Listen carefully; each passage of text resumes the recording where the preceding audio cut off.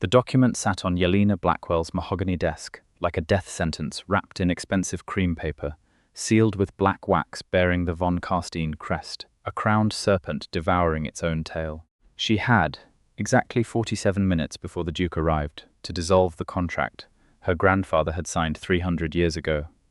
A contract that had kept her family alive, wealthy, and untouched by the hungry courts of the vampire world. And when that contract ended tonight, so did every protection the Blackwell name carried.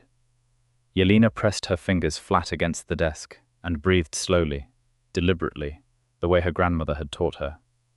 Do not let them see you shake. Do not let them smell the fear. You are a Blackwell.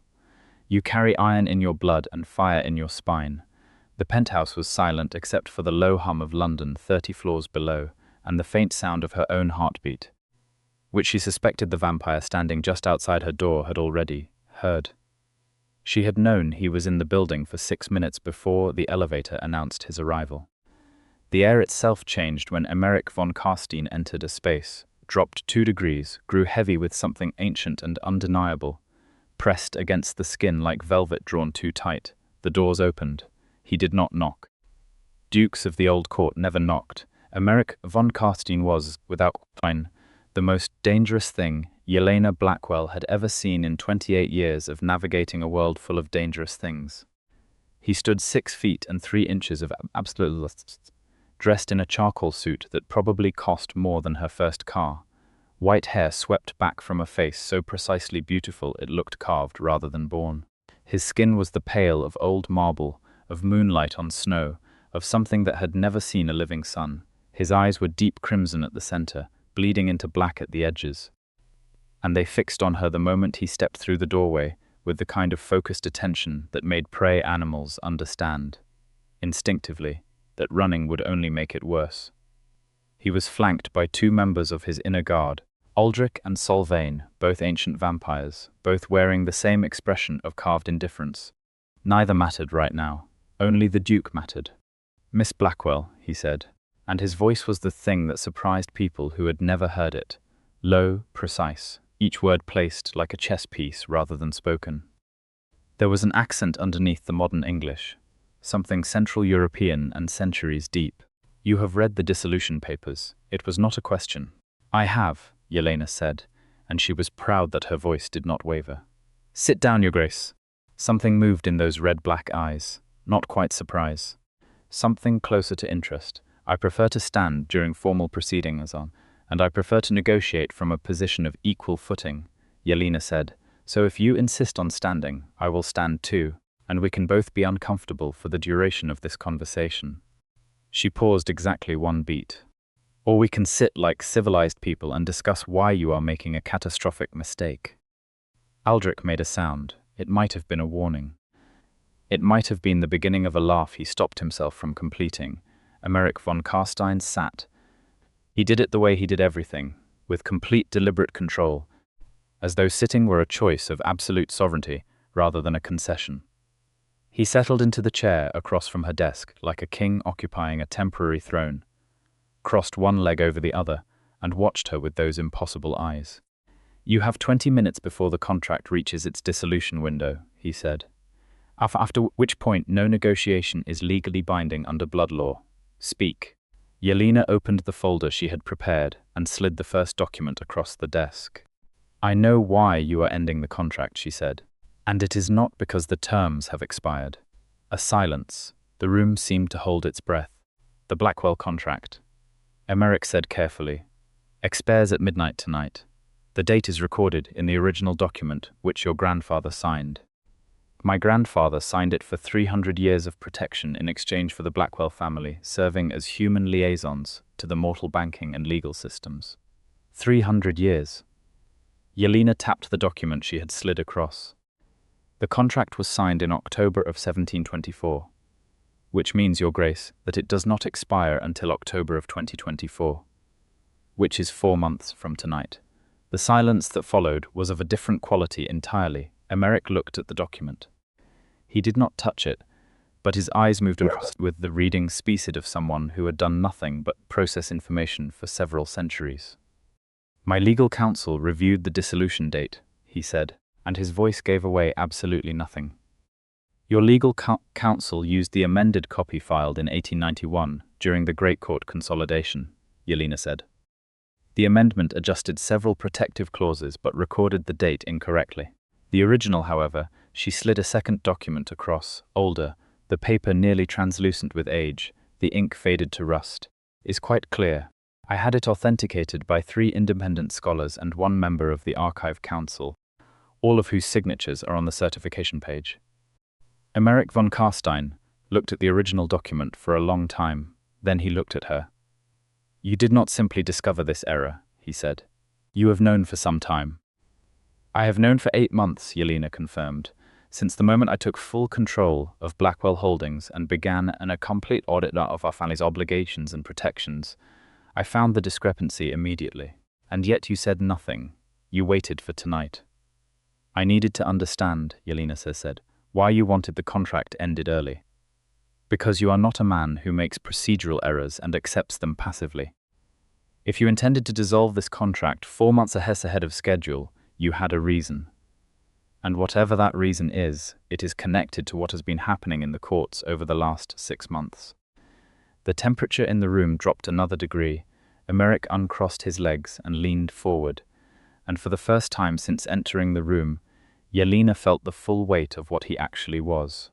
Not the suit and the careful voice and the chess-piece words, the thing underneath, the 400 years of accumulated power that moved behind his eyes like a tide, pulling back before a wave. You are very well informed for a human heiress, he said. I run 3 multinational companies and manage financial relationships with 11 vampire courts across 6 continents, Yelena said. I am well informed because my survival requires it. Now tell me about the Vosrech Compact. He went absolutely still, not the stillness of thought, the stillness of a predator who has just registered that the thing they were observing is considerably more dangerous than it appeared. Where did you hear that name? Emeric asked, very quietly. I heard it from a frightened man named Thomas Harwick, who worked for 3 months as a financial auditor for Casimir Vosrecht before discovering what the funds were actually being used for and coming to me for help for 4 years ago. Yelena held the Duke's gaze. He is in a safe house. He has documentation. And he has told me that the Vosrech Compact intends to use the Blackwell family's legal connections to push through a series of mortal world corporate structures that will give Casimir Vosrecht control of 3 sovereign wealth funds, 2 pharmaceutical companies with proprietary blood research divisions, and a private global security firm with access to military-grade technology. Harwick is a liability, Emeric said. Harwick is a witness, Yelena corrected. And if anything happens to him, everything he knows goes to every major vampire court simultaneously, plus 3 major investigative journalists I have cultivated relationships with over the past decade, plus a sealed testimony filed with the Archive Council that will be released on a time delay unless I personally deactivate it every 72 hours. She watched his face. I did not come to this meeting unprepared, Your Grace. For the first time, something shifted in Emeric Von Carstein's expression. It was not quite admiration. It was something more dangerous. Recognition. You are telling me, he said slowly, that you already understand the reason I was moving to dissolve the contract early. You were going to end it before Casimir Vosrecht could use the Blackwell connection to legitimize his schemes. You were planning to cut us loose to protect us. Yelena kept her voice steady even as her hands wanted to shake. And in doing so, you would have stripped every protection from my family and left us exposed to every court and creature that has been circling the Blackwell name for 3 generations. The alternative was allowing Vosrecht to use your family as instruments in a plan that would destabilize both the mortal world and the vampire courts, Emeric said. And now there was something different in his voice. Something almost raw beneath the precision. I was protecting you the only way available to me under blood law. If the Blackwell contract was dissolved, you became legally neutral. Vosrecht could not compel a neutral family. But we would have no protection either, Yelena said. And Vosrecht would have simply acquired us through other means. Money, threats, leverage against people I care about. She leaned forward. You were trying to save us, and it would have gotten us killed. The room breathed outside, London's lights pulsed 30 floors below, indifferent and enormous, full of mortals who had no idea that in this glass penthouse, the fate of an ancient contract and two intertwined lives was balancing on a knife's edge. "So," Emeric said, and his voice was quieter now, the chess-piece precision still there, but softer at the edges. "You have the original contract. You have the error documented. You have Harwick and his evidence. You have dead man switches on the information." He paused. "What exactly do you want, Yelena Blackwell?" She had not expected him to use her first name. It moved through her like something warm in cold water. "I want to help you stop Casimir Vosrecht," she said, "and I want a new contract. Not 300 years of service. A partnership, mutual protection, mutual benefit, with terms negotiated between us as equals." He watched her for a long moment. "You are asking a duke of the old court to negotiate as an equal with a human heiress." "I am asking a duke of the old court to be intelligent enough to recognize that the human heiress sitting across from him has more information, more leverage, and more legal tools at his disposal than anyone else in his current situation." She held his gaze. "I am also asking you to let me help you, because I think Vosrecht has something on you, something beyond political ambition, something personal." The silence that came after that was the longest yet. Emeric Von Carstein rose from the chair and walked to the floor-to-ceiling window, his back to her, and looked out over London. She could see his reflection ghosted in the glass, that pale profile utterly still, and she waited because she had learned in the first 40 seconds of meeting him that this was a man who would not be rushed. "Casimir Vosrecht," Emeric said finally, "has been systematically acquiring control of the old court for 12 years. 3 dukes have been politically destroyed. 1 is missing. The Archive Council's senior archivist was found drained 3 months ago, ruled an accident, which is impossible because she was a 300-year vampire, and archivists do not have accidents." He turned from the window, and the look on his face was the first genuinely unguarded thing she had seen from him.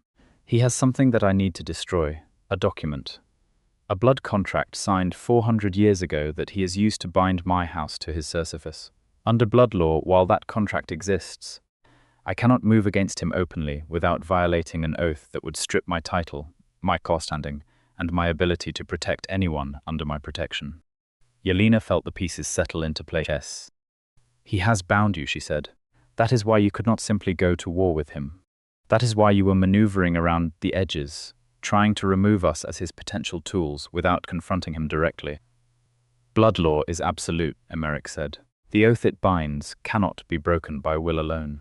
The document must be destroyed, and to destroy it, one must access the Vosrecht archive, which is sealed beneath his estate in the Carpathian Mountains and protected by no fewer than 4 layers of blood ward magic that only a vampire of the blood who has renounced the Vosrecht name can pass through. Which means," Yelena said, "you need someone who is not a vampire." He looked at her. "Do not," he said, and his voice dropped to something very low and very urgent. "Even think what you are thinking." "I am already thinking it," Yelena said. "I can pass through blood wards because I have no vampire blood.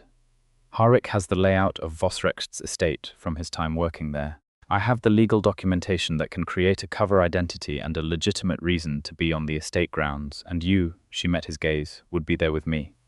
Every step." "This is not a corporate negotiation," Emeric said, and there was something fierce in his voice now, something that almost sounded like alarm. "Casimir Vosrecht is a 400-year vampire of the highest predatory caliber. His estate is full of bound servants and loyal guards. If he discovered you on his grounds with intent, then we make sure he does not discover us," Yelena said. "You would be in extraordinary danger." "I am already in extraordinary danger," she said calmly. "The moment you walked into this building to dissolve my contract, I was in danger. The difference is that now I am proposing a plan that gives us both a way out." She stood because she needed to stand, needed to move, the energy of everything she was feeling too large to contain in a seated posture. "Your Grace, Emeric," she said his name deliberately, watching what it did to his expression, the slight tightening of something carefully controlled. "You have been trapped for 12 years. You have been trying to protect people you are responsible for, while being used as an instrument by a creature who understands that honor can be weaponized against an honorable man. Let me help you. Let me do the thing that you cannot do. He stood very still in front of that window for what felt like an eternity, London glittering behind him, and Yelena wondered if she had miscalculated, wondered if 400 years of pride and autocratic independence would make it impossible for him to accept help from a human he'd met 40 minutes ago. Then he said, "We have 4 months before the legitimate contract dissolution. Vosrecht will not wait that long. He will accelerate his plans, now that the early dissolution has failed." "Then we move quickly," Yelena said. "If you come with me on this, you will need to enter my formal protection. Officially, filed with the Archive Council, not the Blackwell family contract, you, personally, as my ward." Something warm and strange moved through her. "I thought you said we were negotiating as equals." "We are," Emeric said. "An equal who is walking into the most dangerous court situation in vampire politics in a century still requires formal protection. It is not diminishment, it is practicality." He paused, and for the first time, something almost soft moved at the corner of his mouth. "And it means that anyone who touches you answers to me personally." The dangerous, protective weight of that sentence settled over her like armor. "All right," Yelena said. "Then we have a deal." He extended his hand, and she took it, and the cold of his skin was a shock that moved all the way up her arm, but she did not flinch, and she saw that he noticed that she did not flinch. "You are either the bravest human I have encountered in 400 years, Emeric Von Carstein said, or the most reckless." "Probably both," Yelena said. "I come from a long line of people who signed contracts with vampires." The sound he made was low and unexpected, and took her a full second to identify as a laugh. Over the next 72 hours, Yelena's world transformed into something she had been intellectually prepared for, but found viscerally overwhelming in its reality. Emeric's formal London residence was a Georgian townhouse on a quiet Mayfair street that looked, from the outside, like the private home of an extremely wealthy eccentric. Inside, it went down 4 levels below street grade and contained the kind of organized, purposeful infrastructure that suggested a small government rather than a household. Aldrich managed security with the grim efficiency of someone who had survived several wars. Solvane ran intelligence with the focused intensity of someone who found human information networks charmingly primitive but useful. Emeric himself moved through all of it with the contained authority of someone who had been managing impossible situations for a very long time, and Yelena found herself watching him in unguarded moments with a focus she was not quite ready to name. He was careful with her. Not gentle in a condescending way. Careful in the way of someone who understood fragility and had decided, without being asked, that they would not add to it. He briefed on vampire court protocols with the same precision he brought to everything, answered every question she asked with complete information and no deflection, and she got the sense, gradually, that he was not accustomed to being asked genuine questions by anyone who expected genuine answers. "Does it bother you?" she asked him on the second night. When they were going over Harwick's layout of the Vosrecht estate, at the long table in Emeric's study, maps and documents, and Harwick's careful sketch drawings spread between them. "Answering to a blood contract. Having your freedom of action constrained by something signed 400 years ago." He looked up from the architectural drawing in his hand. Something moved through his expression, quiet and deep. "Every vampire of the old court lives inside a web of blood law and ancient obligation," he said. "Freedom, for our kind, is not the absence of constraint.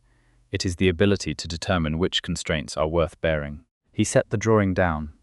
"The Vosrecht contract was not one I chose. It was inherited from my great-grandfather, who signed it in a moment of political desperation to save his court from annihilation. He survived. His court survived. But the cost has been paid by every generation since." "That sounds like something that should make you angry," Yelena said. "It did," Emeric said. "For the first 2 centuries. Now it simply makes me determined." She looked at him across the table of maps, this creature who had been carrying a 400-year chain, with the kind of quiet ferocity that refused to become bitterness, and felt something crack open in her chest. "When this is over," she said, "you should be free to choose your own constraints." He looked at her in a way that was different from how he had looked at her before. Not the calculating assessment of their first meeting, Not the careful precision of a man managing a complicated situation, but something direct and quiet and very old. Yeah, he said, I should like that. On the third day, things went wrong. Heiress sent a message through the emergency channel they had established, a seemingly ordinary email to a front company address, containing a code phrase embedded in the language. The message translated to, they know about the safe house. Vosrek's people moved last night. I am safe, but I had to run. I have the documents. Yelena was in Emeric's study reading surveillance reports when she decoded it. She had the door of the study open and was moving down the hall before she had fully processed what she was doing, and she rounded a corner and walked directly into Emeric, who caught her by both arms before she could collide with him, his hands closing around her with a careful, immediate strength that stopped her momentum completely. Heiress is compromised, she said. They found the safe house. His hands tightened very slightly on her arms, and she felt the focus that moved through him like a current. Is he alive? He says he is. He has the documents, but he is running. She looked up at him, close now. Close enough to see the deep crimson detail of his eyes and the precise line of his jaw. If Vosrek's people have him, if they know what he knows. We accelerate, Emeric said. We cannot wait another 3 weeks to approach the estate. We go now. This weekend, that gives us 2 days to prepare, I know. He released her arms slowly, and she noticed that he did it with what seemed like reluctance. Can you be ready in 2 days? Yelena thought of the plan they had built. The cover identity of an art acquisitions consultant visiting on behalf of a known Vosrek business associate, the documents Emeric's team had forged through legitimate-looking channels, the bloodward countermeasure theory they had developed based on Heiress's descriptions. It was not enough time. It was also the time they had. Yes, she said. Emeric looked at her for a moment, and she saw in his face the thing that had been building since the first night. The careful, fierce protectiveness that he was managing with the same control he brought to everything. And underneath it, the thing she suspected he did not fully recognize in himself yet, the wanting to tell her not to do this, the wanting to put himself between her and all of it, contained by the knowledge that she had the right to choose her own danger. Then we go Friday, he said. I will not leave your side. They extracted Heiress the next morning, a tense operation involving Aldrich and 2 of Emeric's most trusted field operatives, a clean vehicle swap in Paddington, and a nerve-shredding hour of waiting while Yelena sat in the back of an armored car with Emeric beside her and forced herself to read briefing documents instead of staring at her phone. When Aldrich sent the all-clear, she released a breath she had been holding for approximately 40 minutes, and Emeric's hand covered hers briefly on the seat between them. Just pressure, just warmth that was cold, but somehow still felt warm, just a second or two, and then he withdrew it as though reminding himself of something. Heiress arrived looking like a man who had not slept in 4 days, which he had not. He was in his early 40s, sandy-haired, with the slightly unfocused look of someone who had been doing dangerous work for people much more powerful than himself, and had only recently begun to understand what that meant. He spread his documents on the table and walked them through everything. The Vosrek archive's precise location within the estate's sub-basement, the layout of the blood wards, the access schedule of the guards, and the one piece of information that changed everything. The contract, Heiress said. The one Von Carstein needs to destroy. It is not just in the archive, it is displayed. Vosrek has it in a sealed case in the archive's central room. He looks at it, that is what one of his assistants told me. He looks at it regularly, like a trophy. Emeric stood very still across the table, and Yelena watched the way his expression did not change, and understood that this was what control looked like when it was holding something enormous. Of course he does, Emeric said, very quietly. The good news, Heiress said, is that a displayed document in a case is more accessible than a vault-locked one. The bad news is that the central archive room has the densest blood ward layering. A vampire cannot enter without triggering every alarm on the estate. He looked at Yelena. But a human could. I know, Yelena said. It is still too dangerous, Emeric said, not to Heiress. To her, looking at her directly. You said you would not leave my side, Yelena said. I will be as close as the wards allow. The moment you come out of that room, I will be there. Then that is enough, she said. They flew to Romania on Friday on a private aircraft registered to one of Emeric's many holding companies.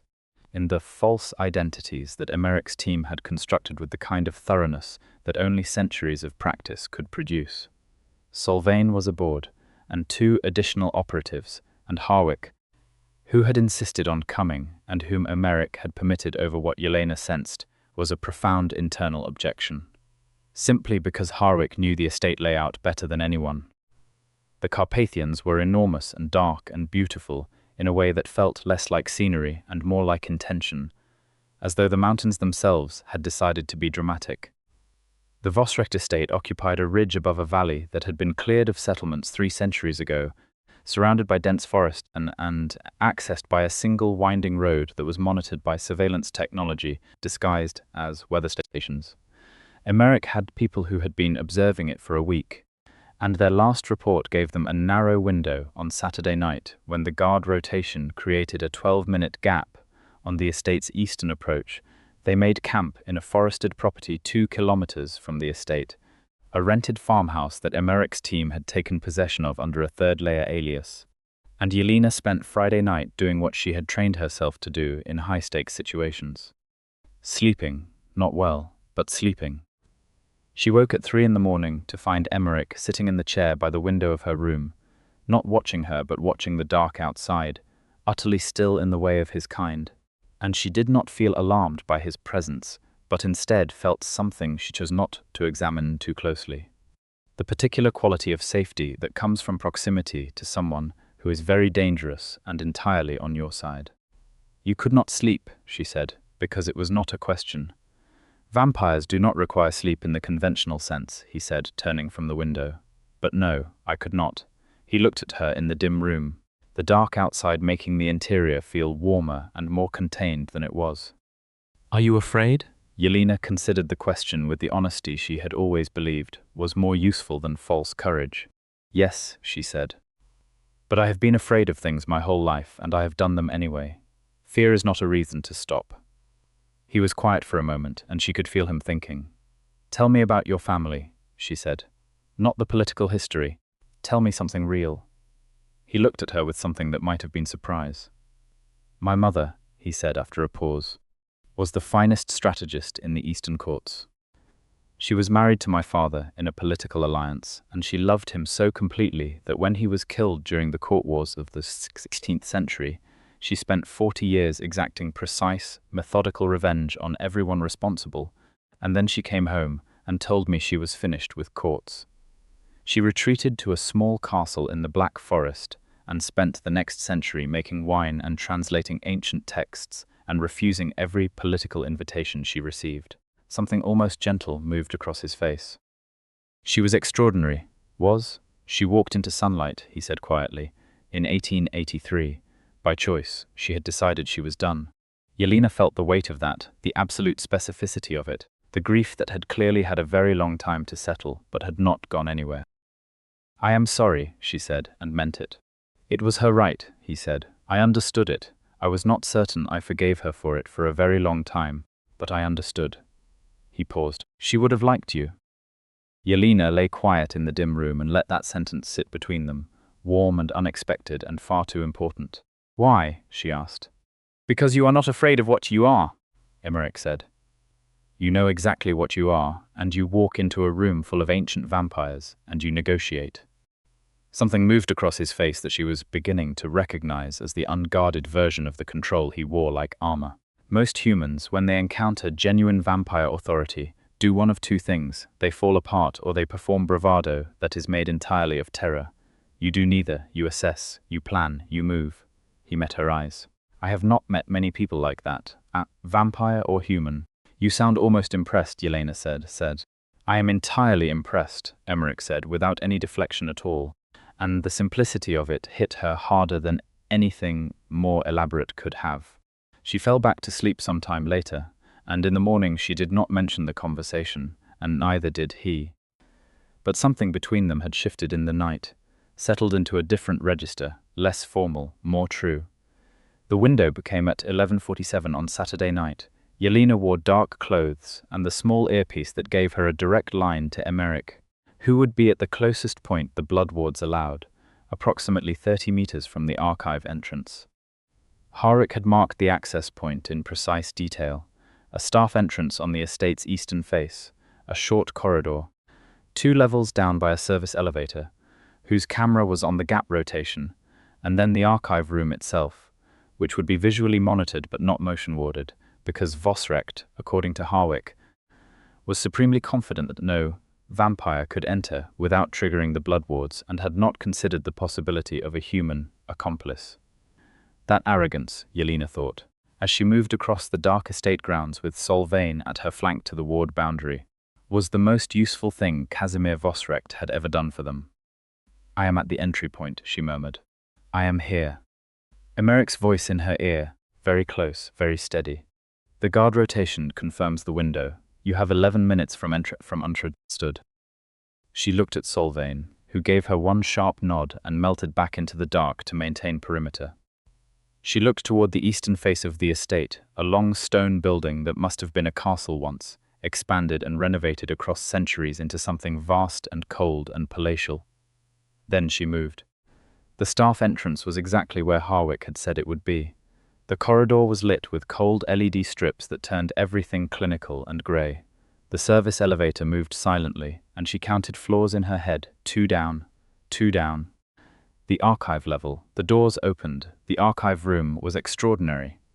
It occupied what must have been the entire sub-basement of the oldest section of the estate, and it was temperature-controlled and dim, lined with cases of documents and artifacts, the air carrying the specific smell of very old paper, and something underneath it, something she had no name for, that felt ancient and charged.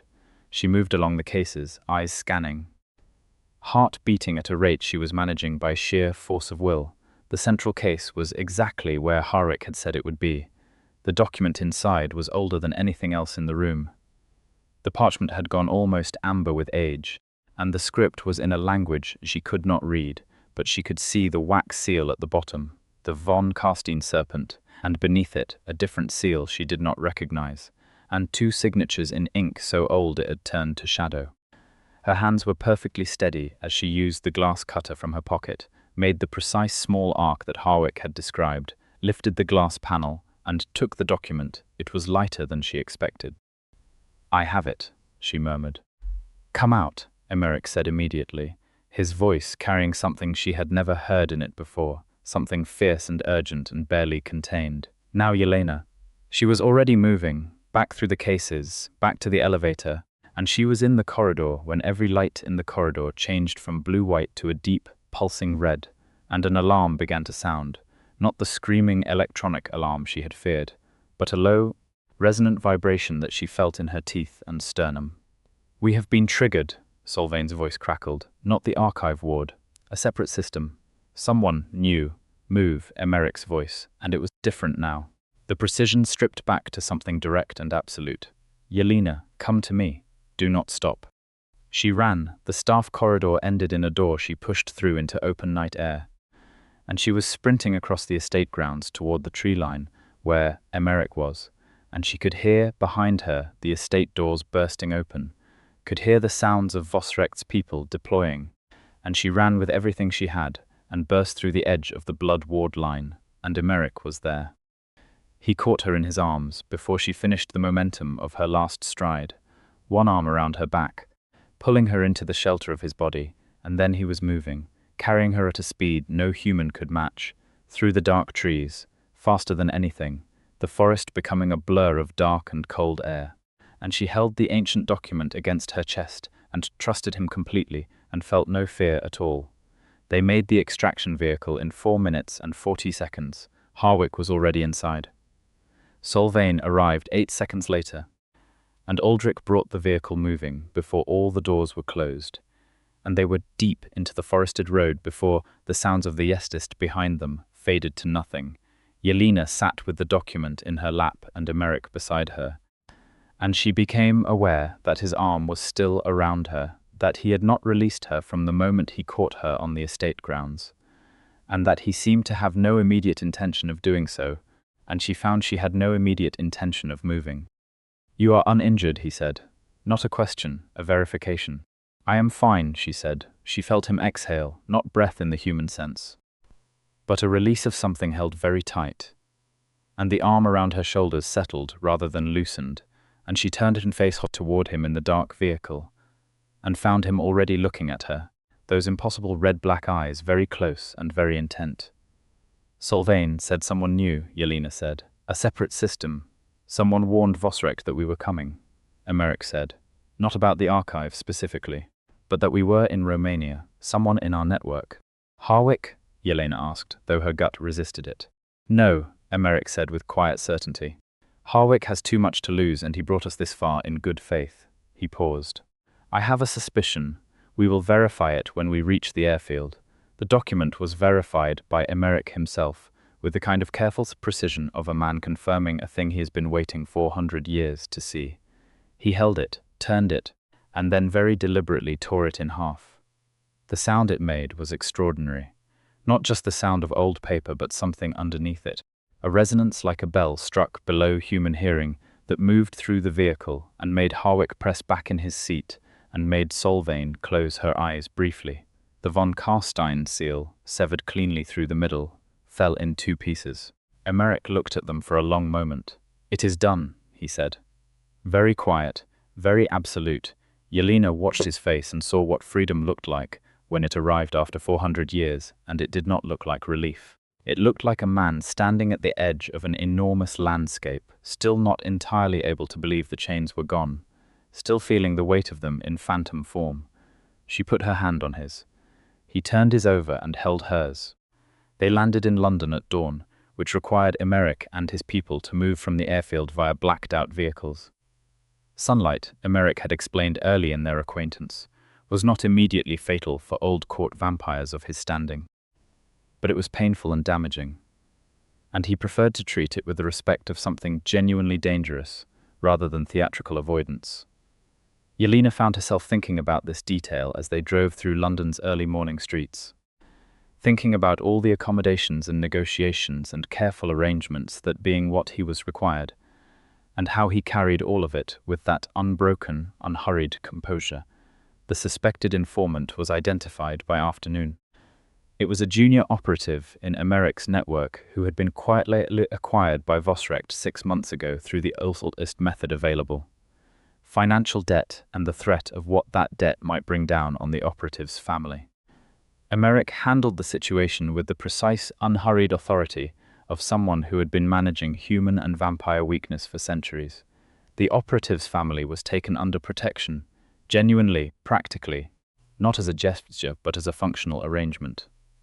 The operative was removed from the network with no further harm, on the condition of permanent non-involvement.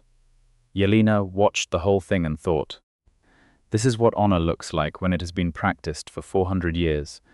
The harder conversation came 3 days later, when the Archive Council formally notified Emeric that the Vosrek Compact's manipulation of financial and legal systems had been documented and was now the subject of a full council investigation. Casimir Vosrek had retreated from public court life, not fled, exactly, but vanished into the kind of defensive isolation that powerful creatures sought when their plans collapsed.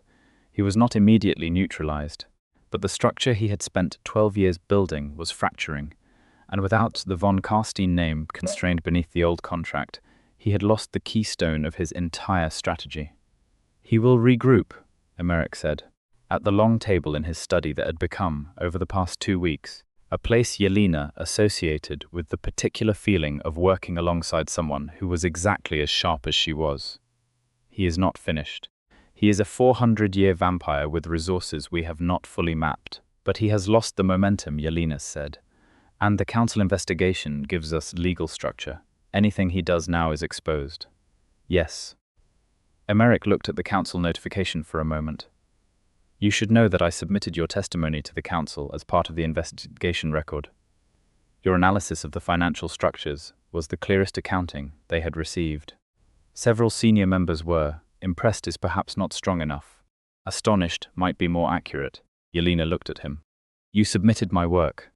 With attribution, he said, a slight edge of something in his voice that might have been defensiveness. Your name is on every document. I did not take credit for your contribution. I was not going to accuse you of that, she said. I was going to say thank you. He paused. Oh. She laughed, which she had not planned to do, and it seemed to unsettle him in the most appealing possible way, that flicker of uncertainty crossing his face before the control reasserted itself, except that it was a slightly different control now, softer at the edges, less like armor and more like choice. Emeric, she said, and she had learned to watch what her use of his name did to him. The small, careful attention it produced, the way he seemed to recalibrate slightly each time. What happens now? With the contract, the Blackwell contract remains in force until October, he said. At which point, if you are willing, we finalize the new agreement. Equal partnership, mutual protection, terms negotiated between us. And after October, she asked. After the formal contract, he was quiet for a moment, and she could feel the weight of what he was managing. The 400 years of practiced control being asked to do something it had not been required to do for a very long time. Be honest about wanting something. I would prefer, Emeric said carefully, that after October, you not be simply a contractual partner. Yelena waited. I am not, he said, with the kind of precision that was doing real work now, carrying something real. Accustomed to finding people who match me, in the ways that matter. There have been people I have respected, people I have protected, people I have, he paused, lost over the course of a very long life. But I have not found, in a considerable number of years, someone who I think of continuously when they are not in the room, who I find more interesting than any book I have read, or any negotiation I have undertaken, or any problem I have solved. He met her eyes, and the control was still there, but it was transparent now. She could see straight through it to the thing underneath, the want and the careful hope and the 400-year loneliness that was not self-pity, but simply truth. I think of you continuously when you are not in the room, Yelena. She stood up, walked around the table, and stopped in front of him. He rose as she approached, which surprised her because she had expected him to stay seated, to maintain the careful formality he always observed, but he rose, and he was very aloof and very still, and watching her with those extraordinary eyes that were doing nothing to conceal what was in them. You have been trying to protect me, she said, from the moment you walked into my penthouse. I was trying to protect you before that, he said. I have been aware of the Blackwell family's situation for considerably longer than the dissolution paperwork suggests, sir. He stopped, and something almost vulnerable moved across his face. I have been aware of you specifically for rather longer than I have been comfortable acknowledging. How long? She asked. 2 years, he said. Since I reviewed your management of the Blackwell Holdings restructuring and recognized that the person running it was doing something genuinely remarkable, I requested a briefing on who was now leading the family interests. He paused. The briefing was thorough. You have been watching me for 2 years. Monitoring, he said, with the tone of someone making a distinction that was technically correct and emotionally evasive. From a protective standpoint, Emeric, she said. Yes. I think of you continuously when you are not in the room as well, she said. The silence that followed was different from every silence they had shared before. It was not thoughtful or strategic or cautious. It was the silence of two people standing at the edge of something they had both been navigating toward without quite allowing themselves to acknowledge the destination. He lifted one hand and touched her face, and the cold of his skin against her cheek was a thing she had thought about more times than she would have admitted, and it was exactly as extraordinary as she had imagined, precise and careful and profoundly deliberate. A 400-year-old man being extraordinarily gentle with something he was afraid of breaking. I do not require human conventions, he said, but I would ask if you were willing to court you in whatever way makes sense to you, to be present. Not as a contracted protector, as someone who chooses to be present. I would like that very much, Yelena said. He kissed her then, very carefully, and it was cold and gentle, and tasted like something ancient and clean. And she put her hands against his chest, where she could feel no heartbeat and did not find this alarming at all, found it simply part of what he was. And when he pulled back slightly to look at her, his eyes were the deepest crimson she had ever seen them, and he was looking at her with an expression that she recognized, because she had seen it in herself sometimes, in unguarded moments, the expression of someone who was getting something they had wanted for a very long time, and had not quite believed they would receive. "You are cold," she said against his jaw. "I am aware," he said, and it sounded almost amused. "I do not Mars 10, she said, and she meant it. The months that followed were the strangest and most vivid of Yelena's life. They renegotiated the Blackwell contract with the full participation of both parties, a partnership document that took 3 weeks to finalize because Yelena would not accept a single clause she had not interrogated completely, and Emeric would not accept a single clause he had not verified against blood law precedent. The Archive Council archivist who oversaw the final signing told them, afterward, that it was the most thoroughly negotiated human-vampire partnership document she had seen in 2 centuries of archival work, and she said it with the tone of someone who found this deeply appropriate. Emeric was present in her life with the unhurried attentiveness of a man who had decided what mattered and was not interested in performing urgency about it. He learned her schedule and adapted around it. He was there when she needed to think through a difficult business problem, sitting across from her in whatever space they were working in, occasionally offering observations that came from 4 centuries of watching economies and power structures and human ambition operate and collapse and operate again. He was devastating to negotiate against in business contexts, which she discovered when they partnered on a complex acquisition, and she told him so. And he looked genuinely pleased in the careful way he was still learning to allow himself. He brought her into his world with equal deliberateness. She met the vampire courts that operated out of his alliance, was introduced not as a contracted human liaison, but as Emeric Von Carstein's partner, which produced exactly the range of reactions she had expected.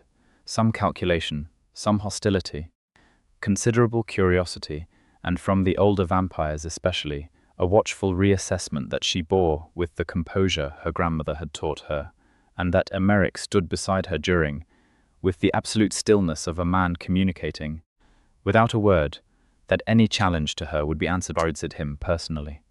There was one night at a formal court gathering in an underground hall beneath Vienna, when a vampire of the Solvec court, young by old court standards, barely a century, made a remark about human frailty being out of place in a gathering of immortals. The remark was not quite addressed to her, it was addressed to the room, which was worse. Emeric turned to look at the Solvec vampire with the full unshielded weight of 400 years of Duke-class authority. "Miss Blackwell," Emeric said, very quietly, "negotiated the dissolution of a 400-year blood contract, extracted a binding document from a warded archive under active pursuit, and co-authored the legal brief that brought Casimir Frecht before the Archive Council." He paused exactly long enough to make his point devastating. "I would suggest you clarify what you understand fragility to mean." The Solvec vampire was extremely quiet for the rest of the evening. Yelena, for her part, caught Emeric's eye across the hall afterward and gave him the smallest possible nod, which contained, she hoped, the full weight of what she felt about him choosing to do that. He understood the nod. She could see that he did. Casimir Vosrecht was brought before the Archive Council 6 months after the investigation began. The council proceedings were not public in the way of human legal systems. They were attended only by court representatives and the Archive Council members, and Yelena was present as a formal witness, the only human in the chamber, seated at a table of people who had been alive for centuries, and who regarded her with a range of expressions from fascination to contempt to, in the case of 2 of the senior archivists who had read her submitted testimony, something very much like respect. Vosrecht himself was exactly as Yelena had imagined him, old in the way that some very powerful vampires became, carrying the weight of centuries not in appearance but in the quality of their stillness, as though time had condensed inside them. He was white-haired and pale, and formally dressed, and looked at the proceedings with the contained contempt of someone who had not yet fully accepted that they had lost. He looked at Yelena once, and the quality of that look made something cold move through her spine, but she held his gaze without wavering, and looked away first only because she was done with him, not because she was afraid. The council ruled. Vosrecht was stripped of his court standing, his estate and assets placed under council administration, and his name struck from the rolls of recognized noble houses. It was, Emeric told her afterward, the vampire court equivalent of complete political annihilation. He would survive. It was not a death sentence, but everything he had built was gone. "Is it enough?" Yelena asked. "For what he did to the archivists who died?" "No," Emeric said. "But it is what blood law provides. And blood law is the structure that holds the courts together. Without it, there is only power, and power without law produces exactly the kind of creature Vosrecht was." He paused. "It is not satisfaction, but it is justice." She thought about his mother, who had spent 40 years on a specific and methodical kind of justice before deciding she was finished. She thought about how different Emeric was from that. How he had carried the constraint of the blood contract for 4 centuries without letting it turn him to something that ran on revenge. "You are a good man," she said, which she knew was a strange thing to say to a 400-year vampire duke. And she said it because it was true, and because she wanted him to know she meant it specifically. He looked at her with that particular quality of looking she had catalogued by now, the one that was still slightly surprised every time to receive something genuine. "You are rather extraordinary," he said, instead of deflecting. And she loved him for not deflecting. The word was not one she had used consciously before, even in her own mind, but it settled into place with the particular rightness of something that has been true for a while and has simply been waiting to be named. She loved him. She loved the precise, careful way he communicated, and the fierce protectiveness he carried like a natural orientation rather than a performance, and the 4-century grief he managed with quiet dignity, and the laugh that was still rare enough to be extraordinary when it appeared, and the way he had looked at her in the first 40 minutes of their acquaintance with that calculating attention. And she had felt not diminished by it, but genuinely seen by someone who assessed things honestly and found her, against all his evident initial expectation, genuinely worthy of his interest. She told him on a Sunday evening in February, in the kitchen of the Mayfair townhouse, where she had, over the months, accumulated a presence that had gradually shifted from guest to something closer to resident. She was making tea, which she did because Emeric kept her preferred tea in his kitchen despite not consuming any food or beverage himself, a detail she found deeply telling and had never commented on directly. He was reading at the kitchen table some treatise on medieval contract law that he was cross-referencing against a current Archive Council decision. She set a mug of tea on the table beside his book and said, without preamble, "I love you." He looked up, she held his gaze, he set the book down very carefully. "Yelena," he said, and the way he said her name was the clearest possible demonstration of everything he was trying not to dissolve into. "You do not need to say it back right now," she said. "I know what you are managing. The difference in what we are, the duration question, all of it. I am not saying it to produce an obligation. I am saying it because it is true, and because you have done so much to understand me, and I want you to understand this." He rose from the chair. He crossed the kitchen in 3 steps. He took her face in both hands, cold and careful, and trembling very slightly in a way that she did not think he was aware of, because Emeric Von Carstein did not tremble, but he was trembling now. "I have been trying," he said, his voice very low, "to find the right words for approximately 7 months, because I am aware that I am what I am, and what I am has a relationship with duration and loss that is different from anything a human life can easily accommodate. And I wanted to be certain that this was not something I was creating in you that would not serve your happiness." In the end, his eyes were very close and very serious. "But I am," he stopped, and then simply, "I love you. I have loved you since approximately the 3rd night in this house when you asked me about my mother, and the way you received what I told you was the most careful thing I had ever been given by anyone." She kissed him. He kissed her back, thorough and unhurried, with 400 years of accumulated patience and the particular intensity of a man who had been managing this specific feeling at arm's length for 7 months, and was no longer required to.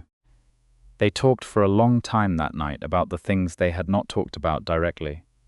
The duration question, because Yelena would age and Emeric would not, and she wanted the conversation to be explicit rather than avoided. There were options within vampire court law. A ritual of transition that she did not have to choose, could not be required to choose, but that existed as something she could, if she wished, consider.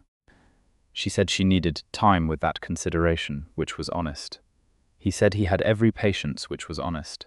They agreed that the question was neither urgent nor definitive, that a life lived together in whatever form that took had value at every length, and that 4 months of extraordinary experience was already more than many immortal lives contained.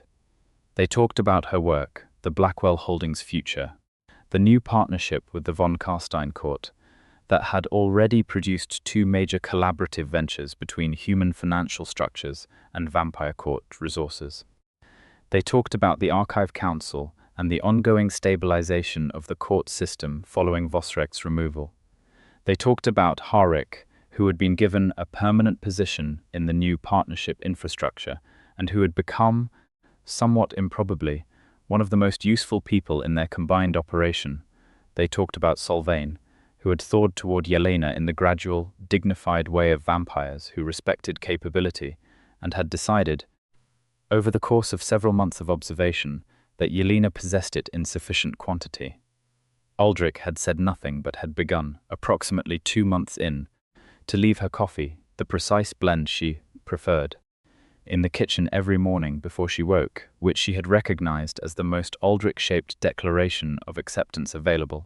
At some point, still talking, they moved to the study, and the fire was lit, and Emeric sat on the long sofa with one arm along the back of it, and Yelena settled beside him. And she thought, this is what home feels like when you have built it somewhere unexpected. The spring brought changes. The Blackwell contract, formally renewed in October as a partnership document that set a precedent in vampire court law, the first fully equal human-vampire institutional partnership on record, with a copy filed in the Archive Council's permanent collection. The senior archivist who oversaw the filing described it as historic, which Yelena accepted with the calm of someone who had expected it would be and had prepared accordingly. Vosrek, in his diminished state, attempted one final move. A letter sent through back channels to 3 minor courts suggesting an alliance against the Von Carstein-Blackwell partnership. Emeric received a copy within 48 hours through his own channels, read it, and replied through formal counsel procedures that resulted in Vosrek being placed under direct counsel, monitoring with all communication, subject to archival review. It was not cruel. It was simply closing a door that had been left slightly open, with the full weight of legitimate procedure behind it. He will be managed, Emeric said when Yelena read the council confirmation. He cannot be gone, but he can be contained. That is enough, Yelena said, and meant it. The summer was the best Yelena remembered in years. They spent a month in the south of France at an estate that Emeric had held since the 17th century, which required them to operate on a schedule aligned with his limitations regarding sunlight. She found she did not mind this in the slightest. The nights in the south of France were extraordinary, warm and star-dense and full of the kind of beauty that felt personal, and they walked in them together for hours, talking about everything and nothing. And Emeric would sometimes stop and simply look at her with the expression she had first learned to read in the kitchen of the Mayfair townhouse, the one that was still slightly astonished by its own good fortune. He began teaching her old court vampire, not the formal ceremonial language, but the common tongue that the courts used among themselves, a language that had no written equivalent and was transmitted only between speakers. It was a mark of deep trust in vampire culture to teach it to a non-vampire, and Emeric did it with the precise, patient methodology he brought to every teaching endeavor, and Yelena absorbed it with the quick, focused intelligence she brought to every learning endeavor, and by the end of the month she could hold a basic conversation, which caused Aldrich to look at her with an expression she had never seen on his face before. A sort of wondering recalibration, followed by a nod so small it might have been imagined but was definitely real. In August, they attended a full gathering of the Eastern courts, the first in 12 years not overshadowed by Vosrek's political machinations. Yelena stood at Emeric's side, not as a ward or a contracted partner or a guest, but as his acknowledged companion, which in old court terms was a formal designation that carried weight and protection and meaning. She wore a gown the color of deep water because Emeric had looked at her once in that color, with an expression that had told her everything she needed to know about his aesthetic preferences. Several court members approached her, a few with calculation, some with genuine curiosity. one ancient vampire, a woman who had been present at the original signing of the Von Carstein ancestral contract and who had survived the better part of 5 centuries with the calm authority of someone who had seen everything and required very little, approached Yelena near the end of the evening, looked at her for a long moment and said, in Old Court vampire, "You have not tried to become one of us. You have simply been yourself among us." Yelena responded in Old Court vampire, "I know what I am." The ancient vampire's expression shifted to something that was precisely approval. She nodded once and moved away. Emeric found her 20 minutes later. "What did Mareska say to you?" "She told me I had not tried to become a vampire," Yelena said. "She sounded like she thought it was good. It is the highest possible compliment she gives," Emeric said, and his voice carried the specific warmth that always moved through it when he was proud of her and slightly surprised to discover again that she had managed something he had not predicted. The year ended. Another began. On the night of the 1-year anniversary of the evening, Emeric Von Carstein had walked into Yelena Blackwell's penthouse to end a contract and found instead that the contract was still valid and the woman holding it was the most remarkable person he had encountered in 400 years. They stood on the roof terrace of the Mayfair townhouse in the clear November night. And Yelena held a glass of wine she was not particularly drinking, and Emeric stood beside her in the cold that did not affect him, both of them looking at London spread out below, enormous and glittering and indifferent and full of life. "A year ago tonight," Yelena said, "you were here to dissolve our contract." "A year ago tonight," Emeric said, "I was here to protect you by removing the one thing you needed most, and you sat me down and told me exactly why I was wrong." "I was right," Yelena said. "You were entirely right," Emeric said. With the undeflected honesty that she had learned was one of the truest things about him. His willingness, once he had decided he trusted you, to be completely direct. "You have been right about a considerable number of things this year." "Not everything," she said. "I did not predict how completely you would disrupt my life." "Disrupt," he said, with that almost law in his voice. "Renovate," she amended. "Renovate from the inside out in ways that I find, on balance, enormously preferable to the version that existed before." He turned to look at her, and she turned to look at him, and London did its London things below them, and she thought about the contract that had started all of it. The document her grandfather had signed 300 years ago that had been meant to be a practical arrangement, and had become, 3 centuries later, the unlikely bridge between a human heiress who carried iron in her blood and a vampire duke who had been chained by honor and freed love. "I have been thinking," Emeric said carefully, "about what I want, going forward." She waited. "I want to build something with you," he said. "Not a contract, not a formal arrangement with legal weight and archival precedents, something more ordinary than that.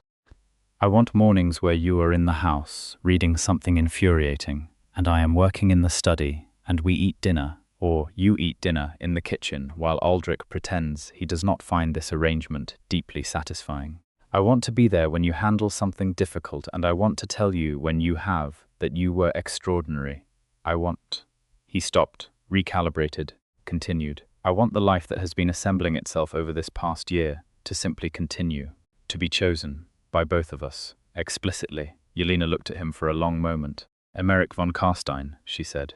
"Yes." "Are you asking me to stay?" "I am asking you," he said, with the total unguarded precision of a man who had spent 400 years choosing his words carefully and was now choosing them with his whole self rather than just his mind, "to be here, with me, for as long as you want to be, in whatever form that takes. No contract, no formal designation, simply chosen, because I choose you and I would like very much to know that you choose me." She set down the wineglass on the terrace railing and turned to face him fully. "I choose you," she said.